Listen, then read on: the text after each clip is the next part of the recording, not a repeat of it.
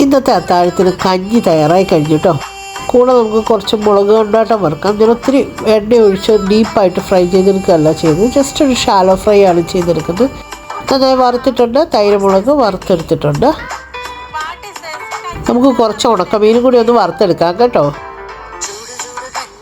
ഉണക്കമീനും തയ്യാറായി കഴിഞ്ഞു. കൂടെ തയ്യാറാക്കുന്നത് മുതിരപ്പുഴുക്കാണ് കേട്ടോ. മുതിര ഓൾറെഡി കുതിർത്ത് വേവിച്ച് വെച്ചിട്ടുണ്ട്. ഒരു പാൻ അടുപ്പത്തേക്ക് വെച്ച് അതിലേക്ക് 2 ടേബിൾ സ്പൂൺ വെളിച്ചെണ്ണ ഒഴിച്ചു കൊടുത്ത് ഒന്ന് ചൂടായി വരുമ്പോൾ 1 ടീസ്പൂൺ കടുക് ചേർത്ത് കൊടുത്ത് ഒന്ന് പൊട്ടി വന്ന് കഴിയുമ്പോഴത്തേക്കും ചെറിയ ഉള്ളിയും വെളുത്തുള്ളിയും ചതച്ച് വെച്ചത് ചേർത്ത് കൊടുക്കുകയാണ് കേട്ടോ. അതിൻ്റെ പച്ചമണം ഒന്ന് മാറി വരുമ്പോഴത്തേക്കും നമുക്കതിലേക്ക് 1 ടേബിൾ സ്പൂൺ വത്തലമുളക് ചതച്ച് ചേർത്ത് കൊടുക്കാം. എല്ലാം കൂടെ ഒന്ന് വഴന്ന് വന്നോട്ടെ. പച്ചമണമൊക്കെ മാറി വരുമ്പോൾ നമുക്ക് അതിനകത്തേക്ക് 1/2 ടീസ്പൂൺ മഞ്ഞൾപ്പൊടി കൂടെ ചേർത്ത് കൊടുക്കാം. കുറച്ച് കറിവേപ്പില കൂടെ ചേർത്ത് കൊടുത്തൊന്ന് വഴറ്റിയെടുക്കാം.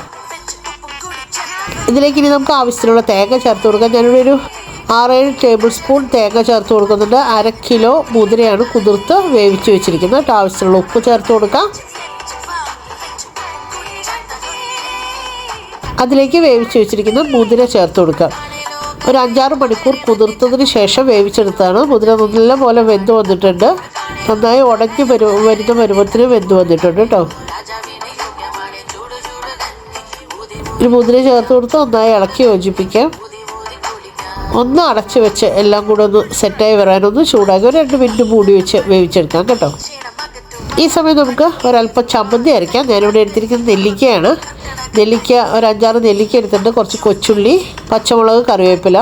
ആദ്യം ഇത് ഒന്ന് മിക്സിയുടെ ജാറിലിട്ട് അരച്ചിട്ട് തേങ്ങ കൂടെ ചേർത്ത് അരച്ചെടുത്തിട്ടുണ്ട് കേട്ടോ. അങ്ങനെ നമ്മൾ നെല്ലിക്ക ചമ്മന്തി തയ്യാറായിട്ടുണ്ട് കേട്ടോ. നമുക്ക് ചൂട് കഞ്ഞി വിളമ്പിയാലോ. കഞ്ഞിയും മുതിരപ്പുഴുക്കും നെല്ലിക്ക ചമ്മന്തിയും കൊണ്ടാട്ടം മുളകും മോര് കാച്ചിയതും ഉണക്കമീൻ വറുത്തതും ഉണ്ട്. കുറച്ച് അച്ചാറും 2 പപ്പടമൊക്കെ ഉണ്ടായിരുന്നെങ്കിൽ ഒന്നുകൂടെ ഉഷാറായിരുന്നല്ലേ അല്ലേ. തൽക്കാലം അതൊന്നുമില്ല, നമുക്കിതുകൊണ്ട് അഡ്ജസ്റ്റ് ചെയ്യാവേ.